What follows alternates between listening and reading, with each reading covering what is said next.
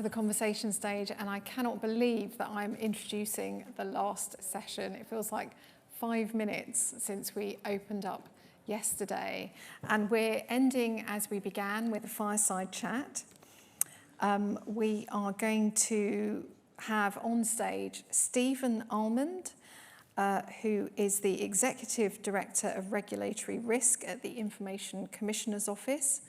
And he leads the ICO's team responsible for anticipating, understanding and shaping the impacts of emerging technology and innovation on people and society. And he's going to be talking with Florian Ostmann. And Florian is the Head of Governance and Regulatory Innovation at the Turing. And it's going to cover a theme that has cropped up, I've noticed, sort of throughout really the 2 days.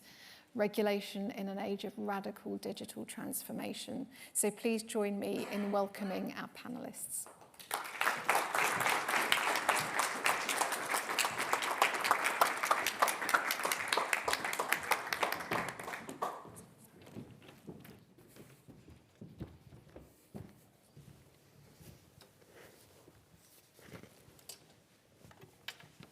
Thank you very much for the introduction, Ange, and welcome everyone to this, as you mentioned, final session on the conversation stage. It's great to see you all in the room. This was built as a fireside chat. I don't think there's a fire. Luckily, there is no fire, but I hope you feel as cozy as you can and get in sort of the mood of a fireside chat in your minds for this last discussion of the day. I think it's quite fitting that we end with a session on regulation. We've touched on regulation throughout the conference at various points. We had a session yesterday on UK and international perspectives on AI regulation and standards.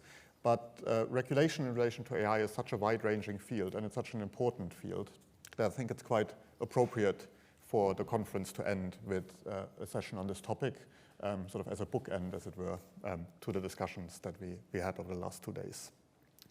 And I'm particularly delighted to have the opportunity to have this conversation with Stephen from the Information Commissioner's Office, in part because the ICO is obviously a key regulator in the AI space. It's worth mentioning, and I'm sure we'll come back to this later, that the ICO forms part of the Digital Regulation Cooperation Forum, the DRCF, which has been a really important initiative in the AI space in terms of bringing regulators together to coordinate their activities. But the ICO, of course, on its own is a really important regulator in relation to AI. The remit that the ICO has on information rights and data protection intersects with AI in various ways. If you think about the prominent role that personal data plays in the development of many, many AI applications, if you think about the provisions in the GDPR around rights in relation to automated decision-making or transparency requirements. So there are lots of intersections that make the ICO one of the key regulators when it comes to AI governance. So with all of that said, thank you very much, Stephen, for accepting our invitation. And I have a few questions prepared, but I'd also like to keep this as organic as possible and would encourage everyone, if you have questions, please submit them via Slido. I'll keep a look at the Slido questions and try to work in as many questions from the audience as we can. But let me start with the first question, Stephen. So the ICO's remit, as just mentioned, is focused on information rights, data protection, privacy, and related matters. Maybe for those in the audience less familiar with the ICO's mission, how would you describe the relationship between the remit and AI as a space? What are the kinds of regulatory issues that pop up in the AI context that the ICO is thinking about? Thank you. And look, thank you so much for having me, especially at this point in the afternoon. Thank you for staying. I was just joking with Florian. I was at a conference earlier today on online advertising, and lots of people did not stay for the regulatory part. So clearly, those of you who are in the AI space are in my better books. But just to sort of talk a little bit about what the ICO is and what it's about. So we're the UK's data protection regulator. And really our mission, if you will, is to ensure that we are collectively safeguarding and empowering people to be able to share their data, their personal information, safe in the knowledge that it's going to be protected, and to do so in a way which is really empowering businesses and other organizations to innovate, to grow, and to do so with the confidence of the people who've given up their personal data for the development of those applications. And no area, I think, right now is that more important in than AI. And so what we're really focused on right now is making sure that people who are developing AI, whether it's they're looking at the development or the deployment using personal data, understand what our expectations are. So understand that they have responsibilities in relation to the transparency of the processing that they do, that they've got kind of a lawful reason for why they're processing people's personal data, which might be about having gathered data with appropriate consent, or might actually come from other lawful reasons for why they might have to be processing people's personal data. They might be thinking around how the processing that they're doing, I think it's a particularly interesting question in the context of AI, is fair, and making sure that there's appropriate sort of due fairness, both in terms of the procedure, I suppose, of processing people's personal data, but also that fundamentally you're doing it in ways that people would expect, and I think that extends to some of the outcome as well. So these are the sorts of considerations that we're trying to encourage people across the market to really start to think and start to integrate. And it feels quite basic to say some of those things, because I know that actually, particularly for people who are going to come to a session on regulation, huge chunks of the market are really thinking and internalizing those issues themselves.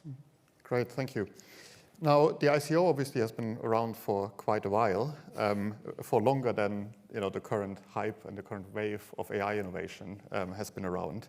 So it'd be interesting to hear a bit more about, based on that background, what's new when it comes to regulating AI from the ICO's perspective compared to other forms of information technology? So it's probably worth kind of covering both the similarities and the differences. Because actually, in terms of the similarities, first and foremost, we don't regulate a specific technology. There's no point in our regulations or our underlying legislation where you'll find us saying, this is something that is specific around the use of the technology. It is all about principles, really, for how the technology should be used. And they apply almost irrespective, really, of which area of technology we are looking at.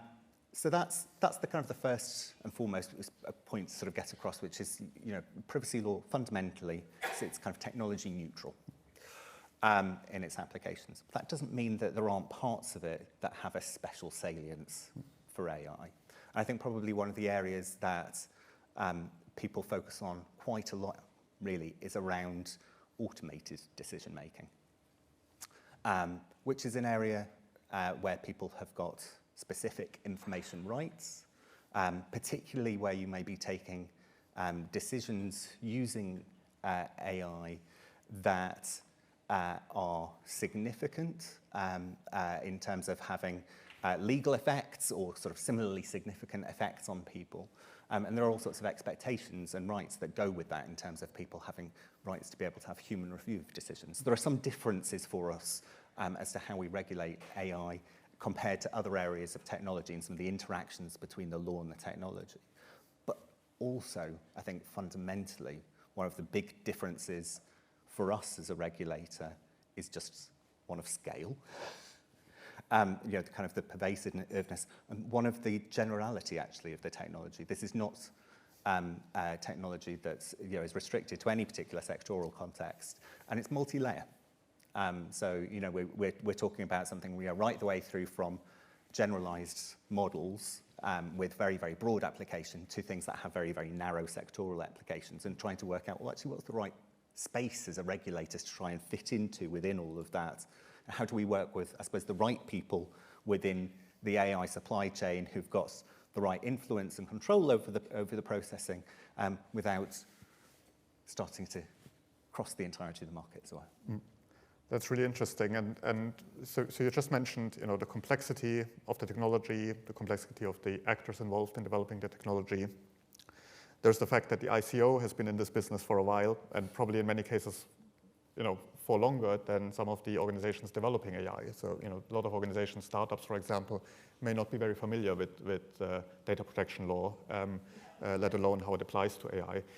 It'd be interesting to hear a bit more about what you're doing practically in terms of, guiding different stakeholders, the kind of advice you provide, and what you're trying, the tools you use to help the relevant audiences navigate the law. I have to say I'm occasionally active on LinkedIn, and I'm always impressed by the level of activity of the ICO accounts, both on LinkedIn, on Twitter, in terms of being quite practical and concrete in terms of publishing pieces of information that sort of sit between the regulatory requirements and sort of the ground level of developing the technology.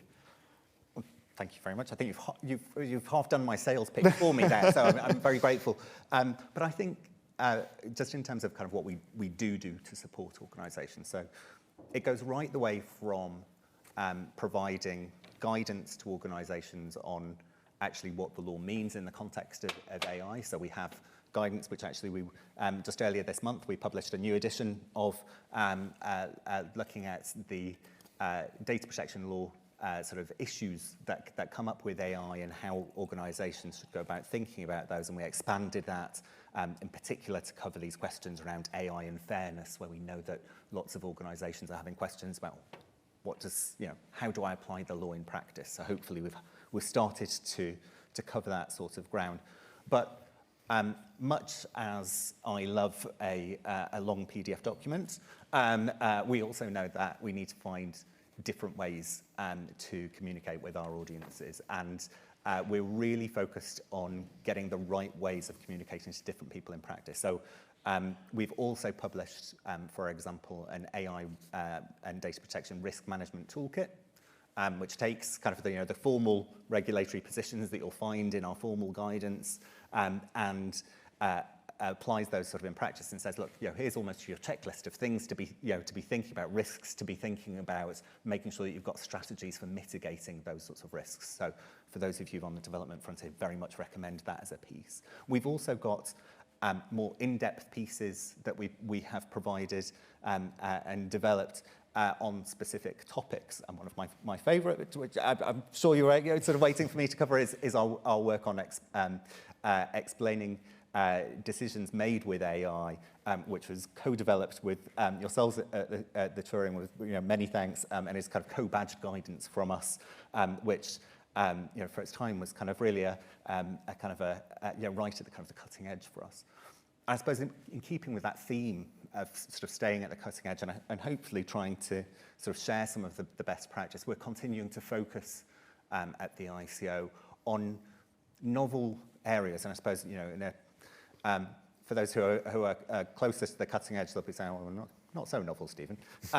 But issues that are starting to crystallise to an extent that they should have prominence in our regulatory guidance. So looking at questions around model inferencing attacks, for example, that might be used to reveal personal data, and actually what should we be saying as a regulator around that. So we produce guidance, we try and keep it live, we try and keep it accessible, and we're always challenging ourselves around actually what are the latest novel things that we should be focusing on. Great, thank you. If we flip the coin, so this was all the good work you're doing to help prevent harms and to make sure technology is developed responsibly, but we do know that things go wrong. There have been scandals. It'd be interesting to hear a bit about maybe one or two cases where things didn't go as they should have, and what we can learn from those. Yeah, certainly. And I might, if I may, I might do the kind of organisations getting it wrong and organisations getting it right, to be a bit fair-handed around this. So several of you will be familiar with the case of Clearview AI, which is found by us and our counterparts in Australia to be gathering people's personal data for based on their social media profiles in order to develop, if I recall correctly, the facial recognition technology that it was then selling to police and other authorities. And we found in that case, and you can read our opinion on it online, that that the processing wasn't transparent. The processing was not in a way in which users, and I think probably lots of us, kind of with our own social media accounts, would have expected when they were when they were submitting their personal information online, that this was what the end outcome was going to be. We found against Clearview AI in that instance, in terms of how that processing was carried out, as did our counterparts in Australia. And we issued both a fine, but we also ordered Clearview AI to delete the data of UK residents. You're seeing, I think, a real trend in this across the globe, and actually you're starting to see some really interesting variations in how different authorities are tackling these sorts of issues. So in the US, for example, there's the case of the firm, I think now known as WW International, formerly known as Weight Watchers, which was found in that instance, again, to be undertaking unlawful processing, in this case with children's data. And in that instance, the US Federal Trade Commission, who take on many of the similar sorts of functions, took similar steps to what we have done in the UK around Clearview AI in terms of a fine and ordering the deletion of the data, but actually went further. And in that instance said, no, you've got to delete also the models you have developed, not just the data, but the end models. And I think that is an interesting development, because there are definitely areas of AI where the data itself that you may have got for kind of training the model up may not nearly be as valuable as the end output that you're pulling out of it. So in terms of the model, so I think some increasing savviness that we're seeing from regulators around some of how to tackle some of the bad practices. But if you'll permit me, let me just wax lyrical about the good practices, because there's plenty of that too. And indeed, operating in a rather similar market, an organisation that some of you may know of called Onfido came to us around a similar sort of timescale to some of the processing that was going on with Clearview, and came and joined the ICO's regulatory sandbox. And so the ICO offers a range of different innovation services, which are all for organisations who are at the cutting edge of technology, who are doing something different, maybe something kind of risky, and want to know, well, look, am I staying on the right side of things? Am I interpreting, for example, this question of law correctly? Are these data going to be treated as special category data? What side of this are you going to land on? I really want to give myself confidence, as an organisation that I'm doing the right thing, but also I want to give my customers confidence that I'm doing the right thing, or I want to give my board or my investors confidence that the regulator is on side.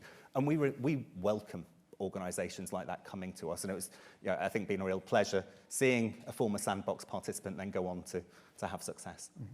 Great. That's a really effective contrast, I think, to draw between these two cases. There are lots of questions coming in, and just as a preview, there are plenty of questions about ChatGPT and generative AI, so we'll come to those in due course. But I wanted to quickly pick up on a point that you mentioned, sort of around international comparisons, in terms of what regulators are doing in other countries. So you just mentioned the US response to Clearview, and that being sort of similar to the UK response, and maybe going further.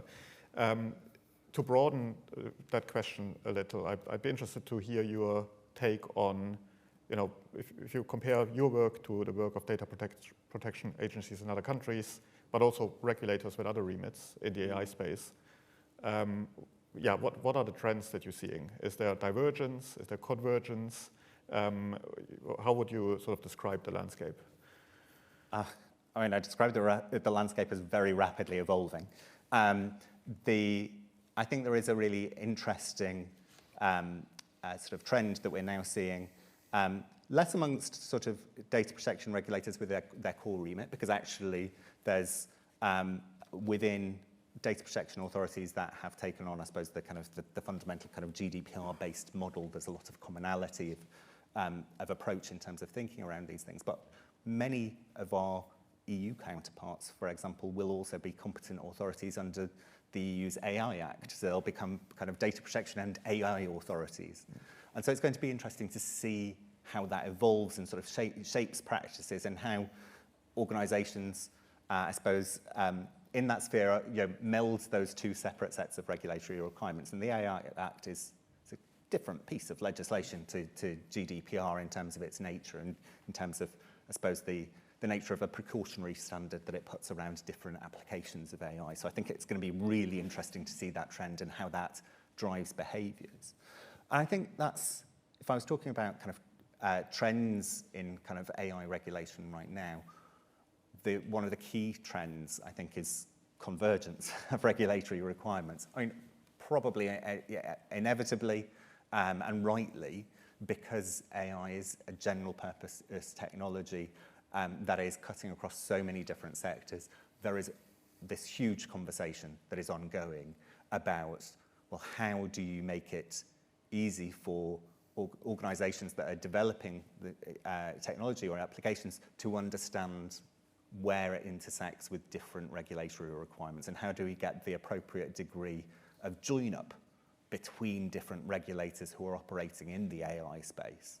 And so you mentioned, for example, our work through the Digital Regulation Cooperation Forum at the ICO, and that's a really important vehicle for us to work together with our counterparts at Ofcom, the Communications and Future Online Safety Regulator, the Financial Conduct Authority, and the Competition and Markets Authority as some of the key actors in the AI space, to make sure that we're starting to get more of that alignment of approach in terms of thinking. So we set out kind of joint policy papers around how we've been thinking about some of the benefits and harms of different applications of AI, but also increasingly to make sure that we're joined up on some of the detail as well.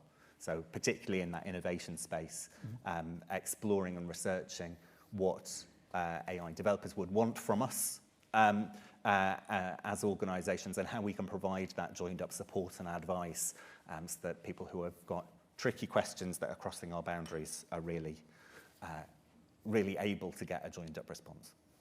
Thank you. So for those of you taking notes on sort of the key takeaways from the conference, convergence, regulatory convergence, I think is a positive message to take away from the day. That's really good. Thank you. Let's maybe move on to avoid what happened yesterday in terms of running out of time to discuss generative AI. Let's switch to that topic. So there are a couple of questions coming in. Maybe let's start with the two sort of specific questions, which make sense because of the ICO's remit. So the two questions are specifically around the data scraping that goes into the development of tools like ChatGPT, which may often involve personal data or other forms of data. The question is, how comfortable is the ICO? It says, how comfortable are you? So feel free to share a personal view or an institutional view with those practices, and is the ICO currently doing anything to look into those practices? So, first of all, many congratulations on getting so many minutes in without asking about ChatGPT. This is definitely the question du jour at the moment. And I think it's, around ChatGPT and generative AI, what a fascinating inflection point we're at right now in terms of the kind of the national debate around AI, because we've suddenly hit this point of penetration of consciousness around how AI is used. Even my 80-year-old mother has both used ChatGPT and knows enough about some of the debate around it to start questioning some of its practices. And so it is really, really important, I think. This is kind of where these sorts of events where we kind of come together as all the interested stakeholders in the debate, we really think about, well, how do we get the governance and the development of generative AI to work responsibly, so that actually it's not a case of an area of technology that is racing ahead of some of the conversation about kind of norms and standards and expectations and practices, but actually it's taking people with them. And so from my perspective, when it comes to generative AI in general, rather than just kind of a ChatGPT or just the web scraping issue. The questions that I am asking sort of right now are around, well, actually, like, what's the lawful basis for the processing of people's personal data? So, how is it done? What are the questions here around transparency of some of the processing? To what extent can people exercise their information rights in terms of being able to object to processing of personal data or to request kind of copies of their personal data as has gone in? To what extent are we seeing the right levels of accountability, particularly where we're talking about models that are being developed and then kind of cascaded? Because I think the interesting question around something like ChatGPT, for example, is not just at the ChatGPT level, as it were, but actually around how it's cascaded and then employed in lots of different applications, potentially by organisations that don't have that full understanding of, I suppose, that supply chain of models. So they're really interesting questions for us to explore. I think there's also a very interesting question for us, which you might describe as a kind of a processed question, which is, I mean, we're seeing a market which is hot right now in terms of this, and we're seeing a lot of really quite obvious competition amongst parties to get models out, to really show their dominance. And what is that doing? I hate to be that guy who kind of goes, oh, but what about the governance around that? But what is that doing in terms of the commercial tension with thinking it through and making sure that we're covering off all of the risks? And so one of my questions for anybody who's in the audience thinking, okay, where's the ICO at and where are we going to come, is actually, to what extent are you doing your data protection impact assessment? To what extent have you really thought through all the risks and you're really working out how to mitigate them? Because that actually is at the core of being able to really take appropriate sort of mitigating actions. And I'm getting slightly grumpy at my end about organisations that put out things and go, yeah, we've got no idea how this is going to develop. We've really not thought this through. It's kind of, this slightly terrifying experiment, because I'm not sure that really is within the spirit of an impact assessment. But anyway. So is the bottom line from that to say that structurally the current framework of regulation is sort of future-proof for technological developments like ChatGPT? If you do your data protection impact assessment properly, you'll be the risks will be covered and addressed. Or do you see any significant gaps or the need for additional regulatory measures in this space? So it's a really interesting question. I think it's going to cut differently depending on the sphere of regulation. Definitely not the person who's going generative AI, no gaps in regulation whatsoever, and indeed even the government's review of regulation for innovation has set out that, so the Sir Patrick Vallance review has set out the need, for example, to look at intellectual property rights and generative AI. So there are definitely some areas in relation to AI where there will be regulatory gaps. My contention right now is that actually in relation to data protection law, we have, as I said, sort of right at the top, a set of core technology neutral principles, which are kind of principles for the ages. They have been around quite a long time, and I think they probably will continue to be around for quite a long time. And those principles are no different, really, for generative AI as compared to other forms of AI, as compared to other forms of technology. Fairness is fairness. How we think about how it works and how we apply it in practice will definitely be novel. So I'm not seeing a huge need for the underlying kind of regulation, I suppose, to evolve. What I am seeing is this point around scale. So a huge growth that is on the horizon in terms of adoption. And all of that means for us as a regulator in terms of trying to get things right now before things are adopted at scale and before we're trying to retrofit solutions. I'm thinking about how we reach some of those novel actors who are going to build things on top of systems without necessarily understanding them. So these are the sorts of questions that are starting to go through my mind right now. That's just, I suppose, from a kind of a pure privacy perspective. We've also got novel use cases of generative AI. So we're starting, if you're looking from the kind of the security angle of privacy, thinking about the use of generative AI for very personalized attacks,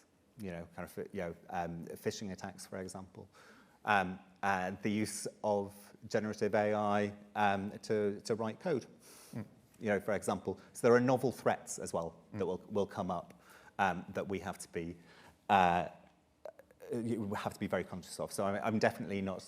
This is not me saying, "Oh, ICO blasé about generative AI." I definitely don't want that to be the message here. But actually, very, very keen to make sure that those principles of privacy and security are properly embedded into its use.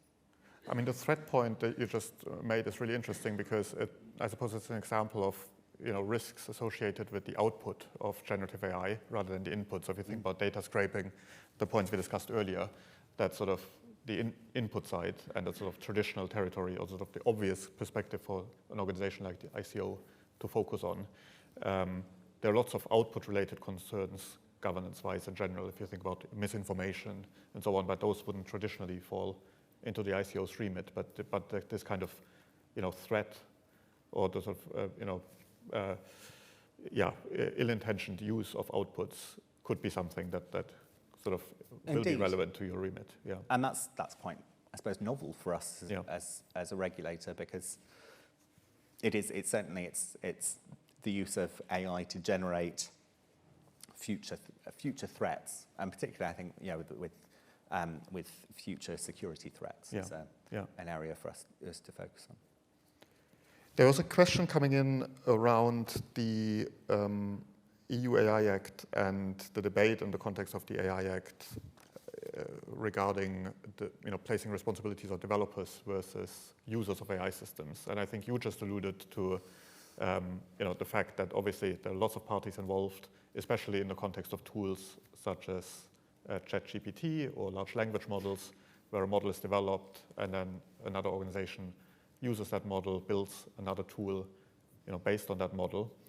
Do you have any views on, or anything to share that dynamic and sort of what that complexity in the supply chain of how AI and perhaps large language models in particular are used, what that means in terms of responsibilities, what it means in terms of regulatory strategy? Do you see a focus, would you sort of, as a regulator, prioritize to say, let's place as much responsibility as possible on the developer as opposed to the customer? Should it be the other way around, or is it more of an equal distribution? Wow. I think you've come up with a question that means that we're going to have to extend the session by 30 minutes. But this is a really interesting head-scratching question, and I'm not going to claim that I've got the answer around this. I think you'd be worried if I did. The challenge around getting the right level of accountability across the supply chain is not, actually from a data protection perspective, it's definitely not unique to AI. And we are very interested in that question of how do you make sure that all parties, not just the parties who are determining the kind of the purpose and means of the processing as data controllers, but actually other parties in the supply chain who may then be carrying out things for that, on behalf of that data controller as a processor, really take on board all of their obligations and don't kind of go, slightly wide of the mark in terms of seeing then some opportunities from that data themselves, for example. So there's a really interesting question about how we instill responsibility and accountability across the supply chain. And I think that is something which is important for privacy, but actually it goes way, way broader than privacy. because, not least because there will be parts of the supply chain that may be processing personal data, and there may be parts further on which are not, because some of the, because they have managed to anonymize the data, for example. And so I think there's definitely part of this which is a regulatory challenge, but I think there's a much bigger part of it which is an industry challenge, which is about knowing your partners, knowing your supply chain, knowing how responsible the people you are transacting with are.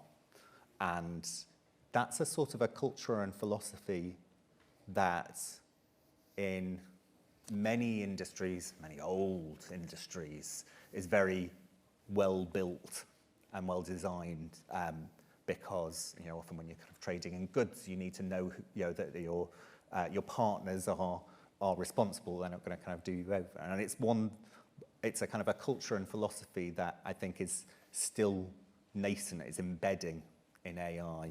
I think we really need to think about how we get that to work.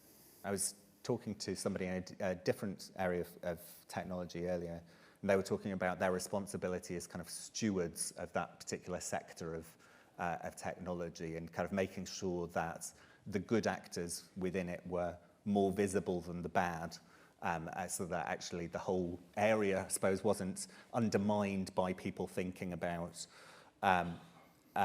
what the bad actors were doing. And I think this is an area definitely of importance for AI. How do we get to a point where actually, instead of people releasing models and some of you in this audience kind of having your deep intake of breath and go, I wouldn't have done that if I were them, how do we actually get that level of responsibility to be slightly more active in terms of going, well, actually, I might not transact with them, or I might not, I might actually sort of, actively comment saying that's not something we would do. And I think that's a level of maturity in industry that I'm really keen that we see progress. Mm-hmm. I had a couple of conversations over the last 2 days, talking about the challenges that the developers of those systems or models face in, understanding their customers and making sure the customers use the products in the way that are intended. And those conversations often revolved around responsible use licenses as a possible tool or a possible solution. But of course, that then leaves the question of who enforces those licenses. It's one thing for their license to be a license that customers sign up to that says, you can't use it in the following ways. But who enforces that? Do you ever see a role potentially for regulators to, enter that dynamic rather than leaving those questions to the courts? I mean, because I think having licenses and leaving the enforcement to courts doesn't put me in a particularly optimistic mood when it comes to sort of the effectiveness of that approach. Indeed.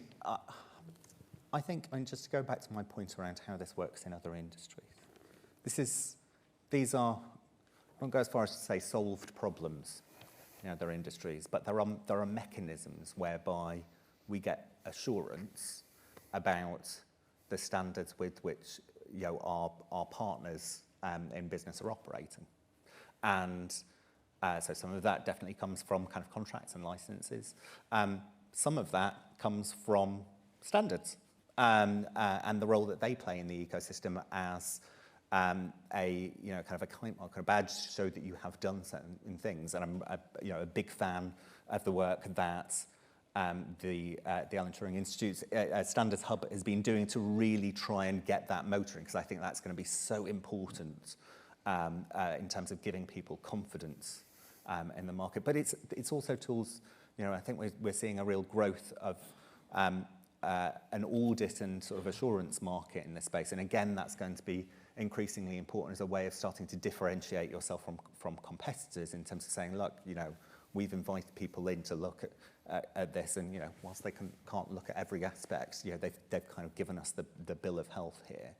And so all of those things, all of those different layers of mechanisms and processes are going to be what creates and fosters a really responsible, accountable AI ecosystem. It's definitely not, I'm going to be honest, it's not going to be the regulator alone.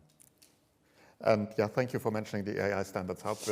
We're excited to be playing a part in that ecosystem and a part of being part of that work of thinking about the role that different tools in the assurance landscape, ranging from regulation to standards and other components, can play and how they can work together. And thinking about standards for cases such as generative AI, I think is definitely a live question that we'll be thinking about a lot. So if you're interested in that part of the work, stay tuned on what the AI Standards Hub will be doing. There are a few other questions that I'd like to get through coming in on Slido. This is a bit of a change of gears. I'm struggling to come up with a good segue, but it's a very popular question. The question is, there is a worry that international data havens will appear and work in a similar way to tax havens. Put differently, the dynamic of AI companies setting up in countries that are have low regulatory requirements. Is that something you're thinking about? Is that something you're losing sleep over? Look, it really is. It's an important issue, and the issue of driving up AI standards is one that drives us at the ICO to work very, very closely with our international counterparts to share information, to make sure that we're moving in alignment, I suppose, almost irrespective of the kind of the political weather, as it were, around the debate around the underlying sort of laws and policies that are set by governments, the conversation around how we enforce against bad actors through whatever tools we have is a conversation we're always looking to sustain with every authority that we can work with. That said, the UK GDPR is an interesting piece of legislation in as much as it has extraterritorial reach. And so it does provide us with a sort of a set of tools and mechanisms for looking at organisations who may be sort of basing themselves outside the UK, but they're processing the data of UK residents. And I think that's really important in terms of the global data economy that we live in. It's not going to be possible for us to exert the influence that the public expects us to have over the regulatory, over the sort of global data ecosystem, if we have to say, oh, that's it, they've taken the data overseas and that's it, we're gone. We can't help. Thank you. There is another question around a particular type of data, such as location data or geodata. The question is it particularly difficult to manage those types of data? Or are there other types of data that stand out from your perspective, in terms of particular challenges? Or is there sort of a generalized approach from the ICO's perspective in terms of being able to deal with all types of personal data in the same manner? So, I mean, there's definitely not a purely generalized approach, because there are certain types of data that, because of their nature, require us to treat them with greater sensitivity.